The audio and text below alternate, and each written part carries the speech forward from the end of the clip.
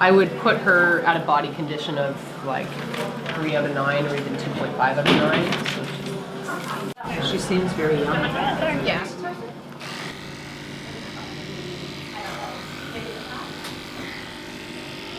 So this is our form that they're getting. I'll have to be kind of quick with stuff right now, just because I'll only get out here right now.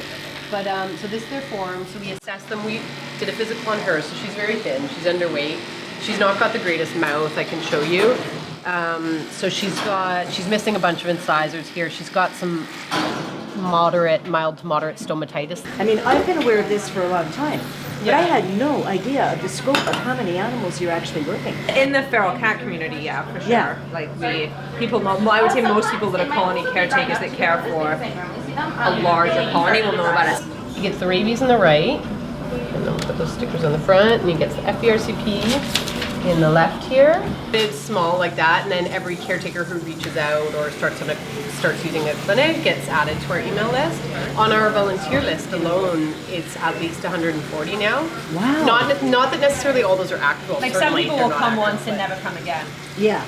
Which is rare because they love it so much they want to keep coming. But Well, you've obviously got like a whole pile of regulars here tonight. Yeah, Right? we do. Yeah. And you know what? We definitely couldn't do without them. Like everybody has a role. Yeah. Even if it's like putting the washing machine on. You absolutely do not want to get bitten or scratched by these guys because we have no vaccination history, so we don't know what they're carrying. So we be very careful. We like the burrito with the towel, and it keeps them very calm. So now I'm going to do a quick look.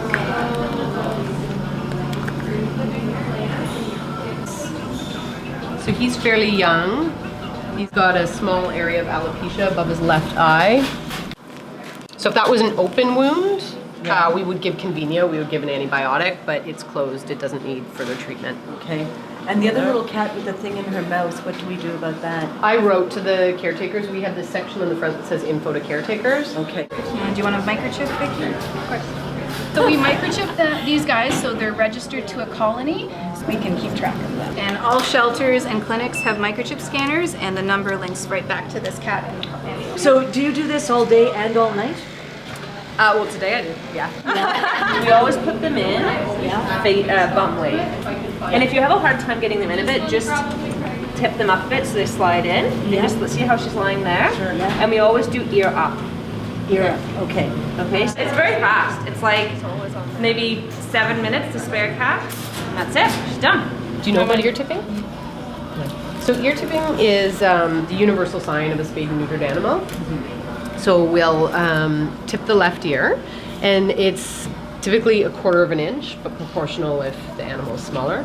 So go for this one, and we'll... It is a slow build of volunteers and getting really excellent volunteers that we trust and that trust us and believe in what we're doing as well, because otherwise you're not going to show up.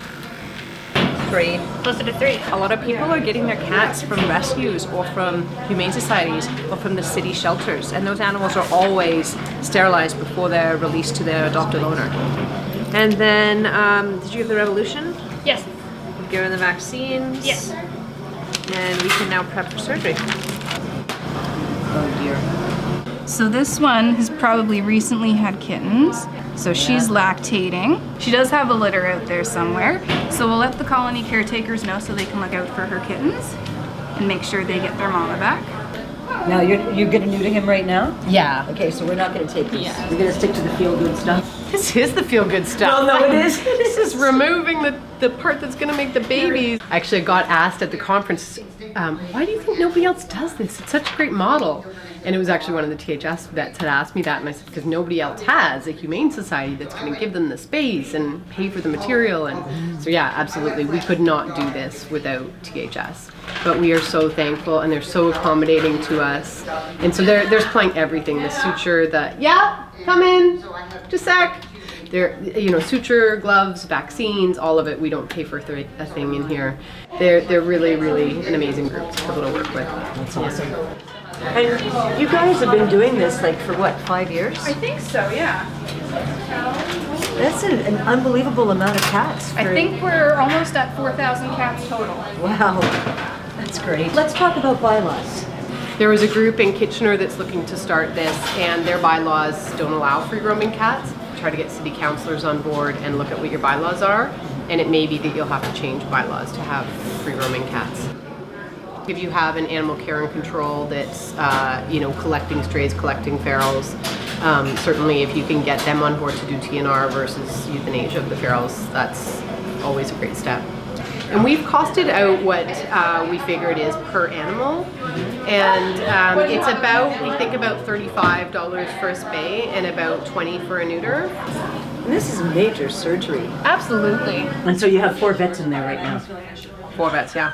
3 doing surgery, 1 on that table, and Hannah and I. You guys have really nailed the process here, from intake to getting them out the door. And my only wish at this point, if I could have one, would be, can we not just export this model to other communities? If there's vets or people that work at clinics watching this and they needed the guidance to start this up, Joe and I would be more than happy to. We have, And we could come to a clinic to show people how to do it. have a manual of what the roles are that you need to cover, and so we'd be more than happy if people did want to help. 3 years? Yeah, 2 years now, yeah. So we snagged her and brought her into our team to be so the other vets that are here are all CSs too. Kind of stay to be on,